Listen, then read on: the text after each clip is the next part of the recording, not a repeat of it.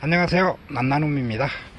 오늘은 홍설이라는 품종을 한번 구경해 볼까요?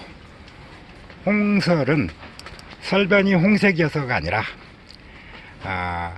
정확한 내력은 알려져 있지 않지만은 이게 이제 모주가 어떤 건지 이런 것들은 알 수 없습니다.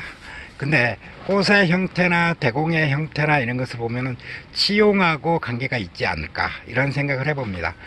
꽃의 형태 같은 경우도 치용의 형태를 취하고 색깔도 치용의 형태를 취하고 있습니다. 그리고 이제 녹장 같은 경우도 꽤 또렷한 홍화인데요. 옅은 홍화죠.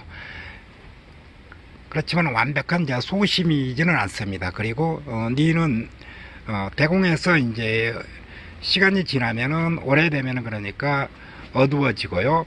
꽃 같은 경우는 그래도 화사하면서도 깨끗한 느낌을 주는, 그리고 향기도 꽤나 좋습니다. 얘 같은 경우는 화예품과 여배품의 기질을 두 가지를 다 갖고 있는데요. 이렇게 보면은 지금 복륜이 잘 안 보이는데 옅게 이제 맹황 복륜이 보입니다.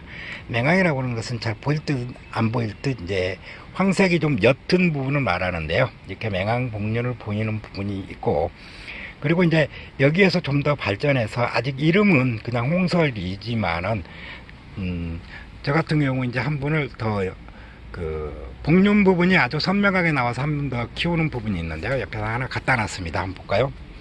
이런 부분은 이제 복륜 부분이 좀 선명해지고요. 나중에 돼도 이제 잘 어두워지지 않습니다. 보시는 것처럼 이렇게 항복륜이 선명해지고, 그 다음에 이제 햇빛이 강해지면서 이제 신염이 올라올 때는 보통 이렇게 보면은 잘 안 보이나요? 다시 조금만 더 이쪽으로 돌려볼게요. 잘 보이게. 이런 경우에 이렇게 사피반을 보이기도 합니다. 그래서 항복륜엽에 사피반을 보이기도 하는 품종인데요.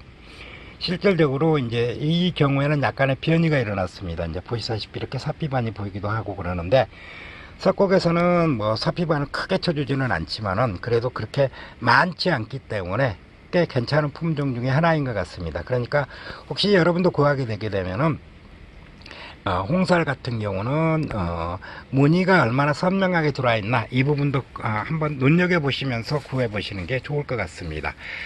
홍설 같은 경우는 그러니까 꽃 같은 경우는 굉장히 화사하고 깨끗하면서도 뭐 어디 이제 나무랄 데 없는데, 화양 자체는 약간 화변 자체들과 이렇게 약간 꾸불거리는 맛이 있습니다. 그래서 단장한 느낌이라기보다는 뭔가 조금 촌스러운 느낌, 그런 느낌을 좀 주기도 합니다. 이게 이제 특히 대공이 약해지거나 너무 이제 약한 상태에서 꽃을 많이 붙이면 특히 이렇게 잘 나타나는데요. 그렇기 때문에 정상적인 화양의 아주 멋진 꽃을 보기 위해서는 아무래도 봄에 시나 출하시에 좀 건강하게 키워놓으면 나중에는 좀 꽃 형태도 마찬가지로 좀 단정해지는 것 같습니다.